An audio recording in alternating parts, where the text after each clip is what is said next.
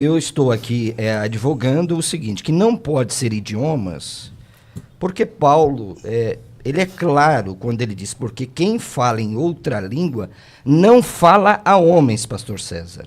Qualquer idioma falado é para a linguagem humana. Paulo não está falando para anjos aqui. Paulo não está dizendo de uma linguagem sobrenatural, ele está dizendo, fala a Deus. Visto que ninguém entende. Como eu disse, se tiver uma pessoa aqui, eu começar a falar em mandarim, e tiver uma pessoa aqui em mandarim, ela vai entender. E Paulo continua a falar dizendo, e em espírito fala mistérios. O que é mistério na Bíblia? É algo que é incompreensível à lógica humana. Por exemplo, Paulo fala do mistério do evangelho, que foi revelado.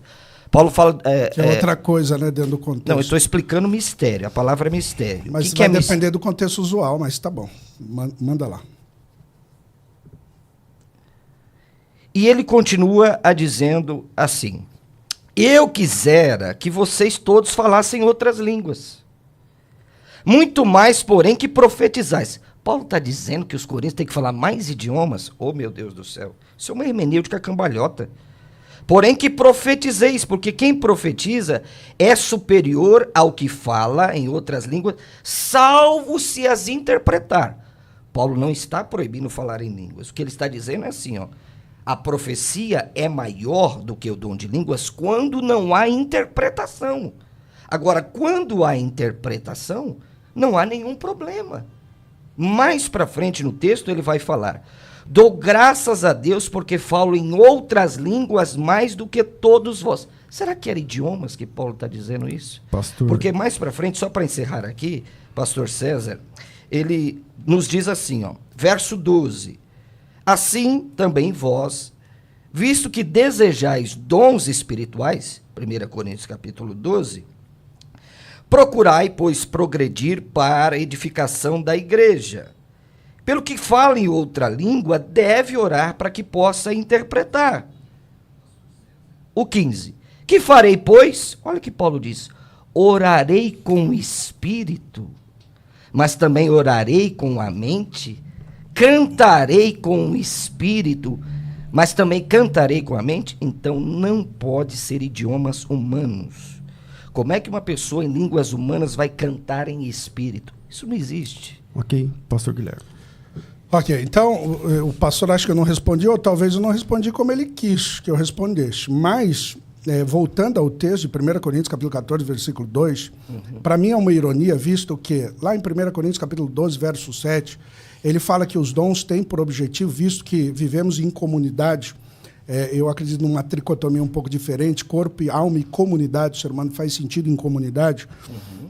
E nessa comunidade, ele está dizendo que os dons têm por objetivo servir ao próximo e não um interesse egocêntrico. E quando ele diz assim, olha, dentro do contexto que eu estou pensando em idiomas, aquela pessoa que está falando em uma língua, um idioma que não é compreendido, claro que ele está falando um mistério, se torna um mistério. Se alguém falar em chinês para mim, eu posso dizer tranquilamente, isso é um mistério. Só Deus entende. Deus sabe chinês, javanês, português e inglês. Então, mas é um mistério para quem está falando também? Oi? É um mistério para quem está falando também? Não, no também? caso aqui, não. Ele não está dizendo que é um mistério para quem está falando. Não, para quem está falando sim, pastor Guilherme. É só ler o texto. Tá. Não, é só ler o texto.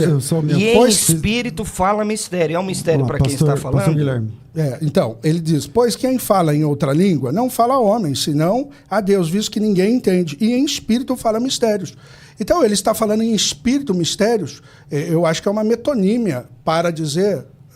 um termo coloquial que Paulo está dizendo. Espírito, ele está dizendo do homem, na estrutura do homem. Eu estou falando uma língua, sei lá, javanês aqui, mas porque eu sei falar essa língua, mas aí ninguém entende. Seria Exato. Isso. Mas eu entendo.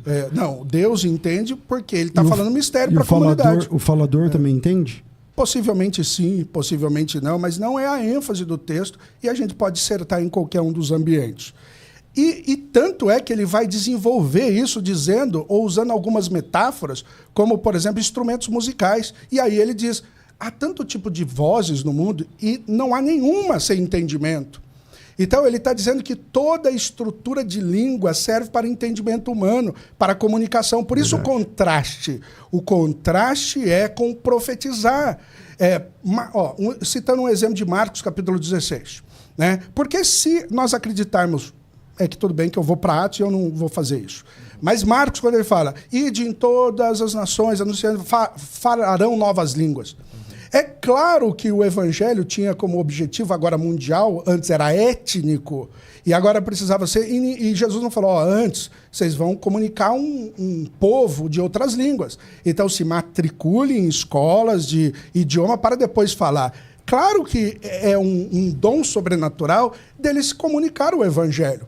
Agora eles estão usando desse dom, que a igreja de Corinto tinha vários, para a autoexpressão, de modo que há uma ironia quando ele fala assim, edifica-se a si mesmo. E qual é o objetivo do dom? Edificar o próximo.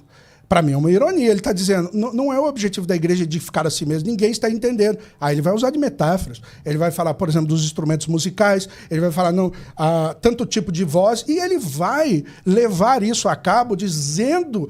da profecia de Isaías 28:11, não em Atos, mas aqui ele está dizendo, o que vocês estão falando, e quando as pessoas entrarem na igreja, vão dizer que vocês são loucos, porque ninguém vai entender nada.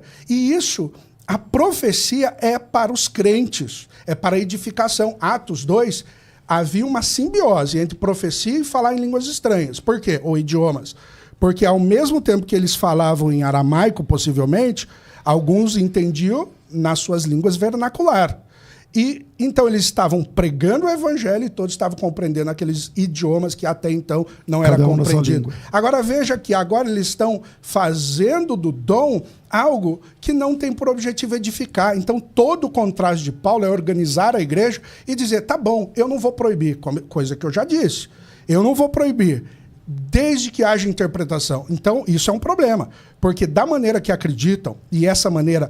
surge só no século XX, XIX e XX, que é a maneira de falar dessa forma. Quando a gente olha o lastro histórico da igreja, nós não vemos essa compreensão. E a pergunta é, o que eles estão fazendo aqui? Eles estão querendo usar do dom de forma equivocada. Pastor Marcelo. Bom, pastor Guilherme, data máxima vênia, a edificação não pode ser uma ironia. Paulo não está ironizando, né, pastor Guilherme? Isso é um pensamento seu. Paulo está dizendo que o que fala em língua, pastor Guilherme, edifica a si mesmo, está no texto. Mas é em contraste. O que fala em outra língua, a si mesmo se edifica. Eu pergunto, o senhor, por exemplo, começa a falar aqui em alemão. Em que sentido o senhor vai estar edificando o seu espírito, se o senhor conhece essa língua, pastor Guilherme? Então veja que a linguagem que Paulo usa aqui é uma linguagem do culto, não é? Porque Paulo aqui não está proibindo falar em línguas. Paulo está proibindo os excessos que haviam na cidade de Corinto. É isso que Paulo está tentando doutrinar a igreja. Olha, vocês têm que organizar o culto de vocês, porque se chegarem pessoas, não vão entender nada. Então Paulo diz, aquele que fala em língua, ou seja, numa experiência de oração, edifica a si próprio. Eu pergunto, eu me ajoelho aqui, pastor César, e começo a falar... em paquistanês. Em que sentido eu vou edificar o meu espírito? Isso não existe. Paulo está falando de uma linguagem sobrenatural. E a Bíblia faz um convite para nós edificarmos a nós mesmos no Espírito Santo. Olha o que Judas, verso de número 20, fala categoricamente. Olha o que disse o nosso irmão Judas, verso de número 20. Olha que texto tremendo, pastor César. Vós, porém, amados, edificando-vos na vossa santíssima fé, orando no Espírito Santo. Paulo diz que nós podemos orar no Espírito Santo. E isso combina claramente aqui com o texto de 1 Coríntios, quando ele diz, orarei com o Espírito e edificarei a si próprio. Então, Paulo tem uma perspectiva dupla do dom de línguas. Primeiro, é um dom de edificação espiritual quando falada particularmente. E quando expressa num culto público, ela pode se tornar uma profecia. Ela é uma profecia que vai revelar, segundo Paulo, deixa eu ver se eu acho o texto, quando o incrédulo entra, revelar os mistérios do coração.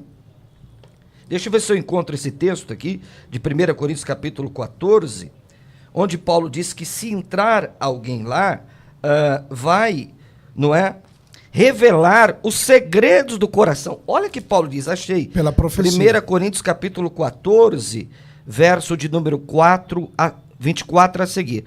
Porém, se todos profetizarem e entrar algum incrédulo ou indouto, ele é por todos convencido e por todos julgado. Tornam-se-lhe manifestos os segredos do coração. Quer dizer, que esse dom espiritual... Que não é de línguas aí. Pode... Aí sim, revela os segredos do coração. Que o senhor deu essa... Aí sim, revela os segredos do coração. Que o senhor deu essa ênfase. Revela os segredos do coração.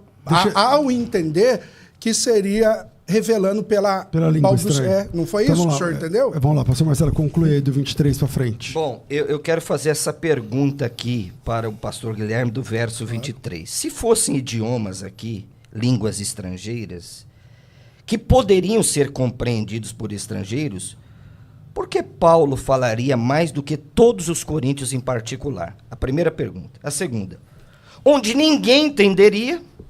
Porque se ele está falando em particular, ninguém entender. Em vez de falar à igreja onde os visitantes estrangeiros poderiam entender, não tem nexo. Depois. A segunda pergunta eu não entendi. A primeira é... A primeira eu entendi. Ok. A segunda. O falante seria culto e não louco. Porque se um falante, se um ouvinte, um incrédulo, chega no culto e vê eu, pastor, falando em mandarim, chinês, o que ele tinha a dizer? Pô, esse camarada é muito culto. Esse camarada é um poliglota. Por que diz que é louco? Entendeu Entendi. A pergunta? Entendi. Ora, se eu estou falando mais línguas e são idiomas, essa é a pergunta que eu faço. Não, o visitante ia dizer, camarada, eu vou vir nessa igreja aqui. Porque um fala holandês, outro fala tailandês, outro fala japonês. Aqui é uma geração de poliglota. Mas como é que Paulo termina o versículo? Ele termina assim, ó...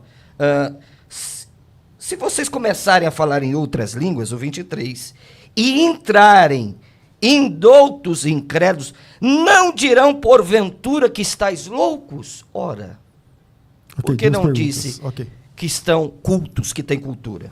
O Paulo respondeu a sua pergunta. Eu começo da segunda, depois vou para a primeira.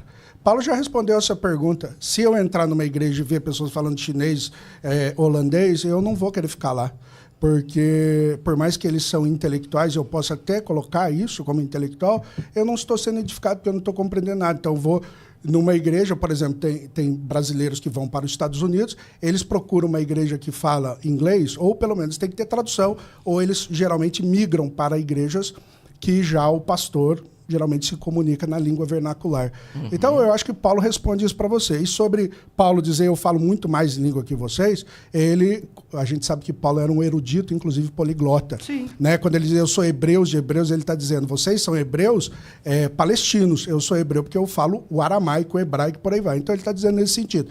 Então, eu respondo assim. Então, quando Paulo falou outra língua, você está dizendo que ele está falando outro idioma. Ele está falando que ele é poliglota. Ele está dizendo, eu falo muito mais que vocês. Ele está orando para edificar a si mesmo, em outro idioma. Não, essas são as duas perguntas. Mas antes disso, aí depois eu queria falar sobre... Mas pode fazer a pergunta. Eu queria acrescentar só o versículo 14 desse texto. Porque é onde Paulo fala em primeira pessoa que ele mesmo não entende o que ele está falando. Como que o senhor... 1 Coríntios capítulo 14? 14. Tá. Diz assim, porque se eu orar em outra língua, o meu espírito ora de fato, mas a minha mente fica infrutífera. Quer dizer, que farei depois? A minha pergunta é, se ele sabe o que ele está falando, então mesmo que ninguém saiba, por exemplo, tem 1000 pessoas lá, ninguém está entendendo, mas como ele é um poliglota, então ele sabe o que ele está falando. Logo, a mente dele não ficaria infrutífera. Por que ele está dizendo claro. Assim, ó, se eu orar em outra língua, meu espírito está sendo edificado, mas eu não estou entendendo nada. É isso que ele está falando. Perfeito. O Paulo era um poliglota, você reconhece isso? Claro. E você reconhece que Atos capítulo 2, o idioma era sobrenatural? e mesmo sendo idiomas? Não, eu acho que em Atos capítulo 2, o milagre acontece mais no ouvido de quem está ouvindo Não, do que na língua de quem está falando. Perfeito. Porque eles falam assim, esses homens não são galileus? Sim, como cada um está ouvindo em sua própria língua. Eu acredito assim também. Então o dom está onde? No falar, porque seria difícil, visto que tem, vamos supor, 9 nações. Exemplo, não sei quantas tem. Tem 9 nações. E uma pessoa está falando, então tem que ser no ouvido. Porque aquela pessoa que está falando aramaico. Você está falando a todos. Está falando a todos. Então, seria lógico que o senhor está falando, correto? Mas a gente tem que reconhecer que Paulo é poliglota. O senhor reconhece? Não, eu acredito que Paulo, claro, okay. Sempre. Mas tá, é que nesse versículo ele fala assim, isso que eu quero fazer, isso que eu quero explicar. Mas o senhor reconhece que o dom sobrenatural da língua, Pedro, ele compreendia a língua que as pessoas estavam entendendo? Pedro? Pedro, quando, por exemplo, tem lá os macedônios, os romanos, que falavam em latim. Não, mas, senhor Guilherme, ele perguntou sobre Paulo, querido. O senhor já voltou para Pedro? Vamos lá. Não, mas deixa ele concluir. O que tem usado Explica, Pedro? Qual é o problema de usar Pedro? Não tem problema. Desde que eu fizer a conexão e o princípio da causalidade, não há nenhum problema. A não ser que o senhor estabeleça critérios que eu não posso falar de Pedro. Mas então, voltando, o que quer dizer é que, de fato, existem dons sobrenaturais que a pessoa comunica e não compreende o que comunica. Mas quem recebe entende o que é comunicado. Mas o senhor tem um exemplo? O senhor tem um exemplo? Claro, Atos capítulo 2. Então, mas Atos capítulo 2, nós dois concordamos. Quando o senhor falou assim, eu também creio assim. Que eles estavam falando na língua deles, que eles conheciam, mas estava cada um entendendo a sua própria língua. Exatamente, então, esse é o exemplo. Agora, então, mas Atos 2, o Pedro sabia o que ele estava falando. Pedro sabia o que estava falando. Então, aqui em Coríntios 14, o Paulo está dizendo, eu estou orando e não estou entendendo nada. Sim, ele está orando e não está entendendo nada. O dom sobrenatural de língua pode ser nos ouvidos, mas pode ser na comunicação. Pode ser na comunicação, e na comunicação ele não está entendendo. Então ele fala, eu estou orando bem, mas o meu espírito está sendo edificado.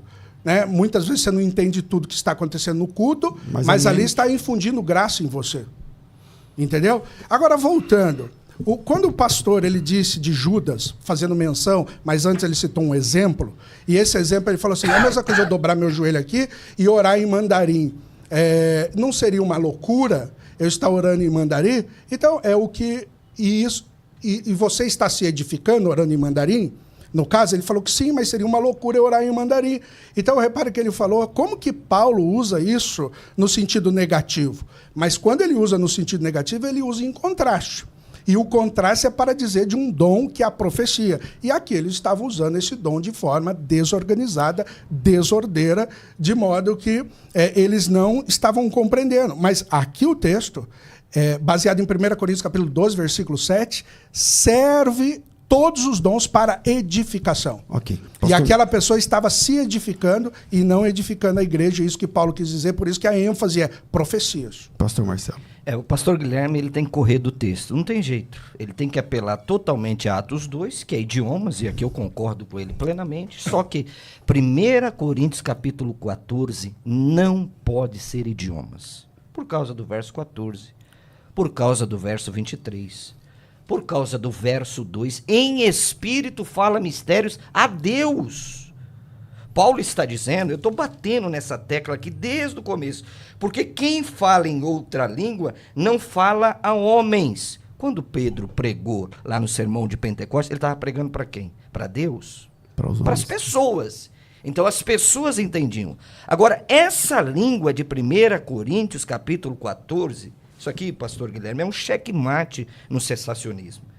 Está falando a Deus, visto que ninguém entende, e em espírito fala mistérios. Eu pergunto, volto a perguntar, reitero, faço novamente a pergunta. Como é que uma pessoa está falando em uma língua estrangeira e ela está orando em espírito, em mistérios, e em espírito fala mistérios? Isso não tem nexo, gente. Isso a gente tem que ser um pouco racional. Está falando de uma linguagem sobrenatural. Está falando de uma linguagem espiritual. Até porque, capítulo 14, nem tem a palavra dialectos aqui. Aqui é glossa. Glossas, o senhor falou que era intercambiáveis de Atos 2? Não, lá. Lá Então, usa intercambiar- dialectos, lá. Atos 2, sim. E o Atos sentido 2, lá. natural da palavra? Atos 2, sim, dialectos, Glossa. glossa. Lá não tem. Eu estou de acordo com você. O problema é quando chega aqui, que é uma diferença tremenda. E o sentido natural do contexto? Fala a Deus, não entende e em espírito fala mistérios. Então não pode ser, por exemplo, Atos capítulo 2. Está pregando para falar para incrédulos, é isso? Para falar as grandezas de Deus para incrédulos. Aquelas línguas são para incrédulos? Também. Também. E como é que o senhor... Atos 12, 13. 2:13, ok. Que zombavam da pregação. Isso. Sempre vai haver incrédulo. Então essas línguas que A não ser que o você... senhor acredita no universalismo, mas sempre vai haver.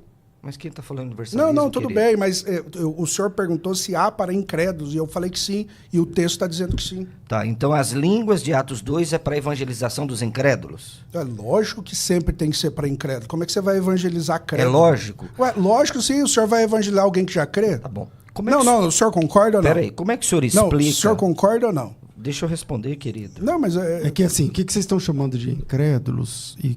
Porque assim, É, lá lógico. no texto, no capítulo 2, versículo 5, está escrito assim: estavam habitando em Jerusalém judeus, homens que eram piedosos, vindos de todas as partes, de todas as nações debaixo do céu. Então a Bíblia chama eles de homens Mas piedosos. o que é piedoso? Então é isso que O eu senhor falei. sabe, né? A gente precisa definir o que é o tal do incrédulo. Porque esses caras, eles eram piedosos. Eles não tinham a experiência da salvação em Cristo porque eles praticavam o judaísmo. E a gente está naquele Isso. entroncamento do Perfeito. judaísmo para o cristianismo. Mas Mas dizer que eles havia eram judeu- incrédulos, incrédulo é aquele que não crê, né? Então, Não, eles não criam em Cristo, mas Isso. eles eram incrédulos. Mas piedosos, por exemplo, Atos capítulo 10 fala de Cornélio e fala que ele é piedoso. e não era salvo.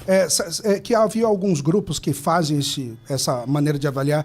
Tem os que são os judeus que circuncidados, aqueles que aderem à fé judaica, mas não aceitam a circuncisão. Aí eles colocavam como um grupo distinto chamado piedosos. Não sei se o senhor concorda com isso. Mas, basicamente, piedosos seriam aqueles grupos que estavam ali, mas, de repente, não passou por todos os ritos do judaísmo. Possivelmente seria isso.